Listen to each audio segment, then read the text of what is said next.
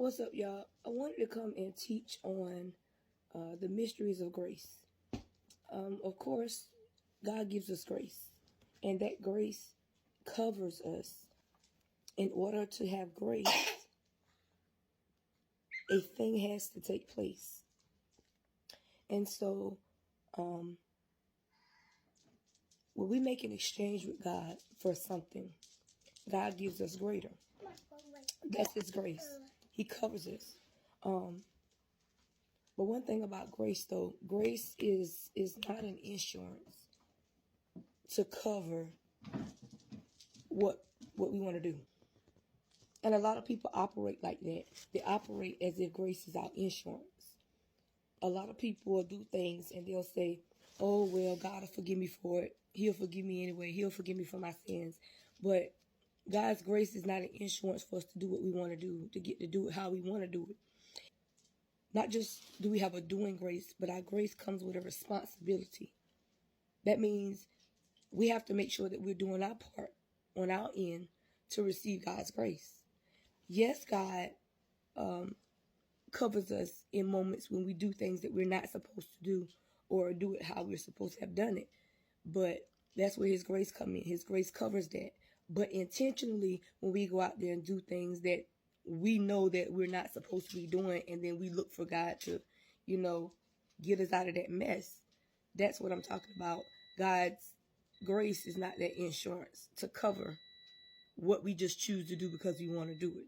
And when we're boasting about things, the more that we boast about it, God breathes on it. Whenever we're going through a certain thing or struggling with a certain thing or fighting with a certain thing,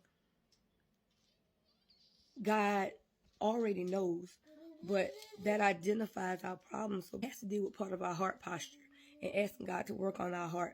It goes in and He changes those things around. He touches those things. He breathes on it. The exchange that we make with God, God said He'll make that sufficient. And it doesn't matter what that thing was. Things we decide to come to God about whatever it is, the mess up, the breakup, whatever the sin was. Whenever we decide to come to God about anything, God steps in. And when God steps in, He cleans it up. So when God goes before us, He does His thing. When God goes after us, He does His thing. And we're covered. When you come to God, that tells God right there that you need something. God wants to He wants to meet you where your weakness is. And so whenever you have a weakness in a certain area and need to be strengthened in that area, or just really don't know how to operate in that particular area, when you have a weakness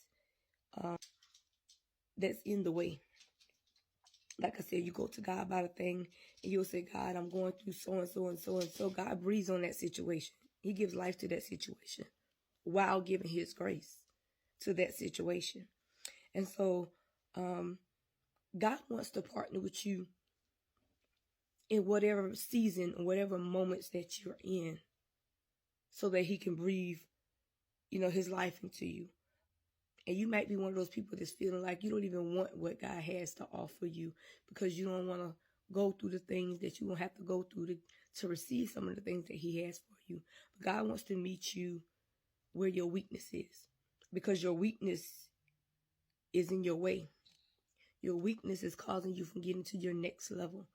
Your weakness is causing those doors not to be open. Your weakness is stunting your growth. In the book of Genesis, when Adam and Eve decided to eat from the tree of the knowledge of good and evil, God told them that they would surely die. That was the rule He had given. And they broke that rule. And they got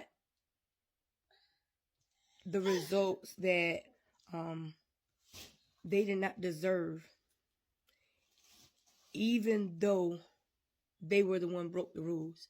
And so sometimes when we do things and we break a rule, or we sin and we do things that we're not supposed to do, somebody else has to pay for that. And so when they decided to eat from the tree of the knowledge of good and evil, there was something or someone else that had to pay for that. And God took an animal that did absolutely nothing wrong. It covered Adam and Eve. So God chose to give them that grace. Although they broke the rule, although they did a thing, God took someone or something else that did completely nothing wrong, and he took that animal and he sacrificed that animal to cover them. And so God's grace covers us. So you have to be careful in your actions and the things that you do. You have to make sure that you're not doing things that causes God to have to take action on someone else. You have to put your grace to work. And this goes back again when I talk about this all the time. And when we ask God for something, we go to God for a thing, he automatically gives it to us. But the way for us to receive that very thing is there is something that we are required to do to receive what God has for us. So we'll say, God, we need X, Y, and Z. And God will go, okay, bam, here it is. But what are you going to do for me? What are you going to do to receive that thing that I just gave you? Not that I might give you if you follow through with it. But God said, what will you do for me to receive that thing that I had already done for you? God's grace chose us before we chose him. And God gives us his grace through our first move. When we come to God, even when we have nothing to give God, he works everything out on our behalf. It's about coming to God, believing God for a thing, stepping into a thing, making a decision to fully walk into it, not even knowing what you're going to step into. God desires that for us. God wants that for you. So whatever that thing you've been carrying, that you've been having a time making a decision on or thinking about, God wants you to have that joy again.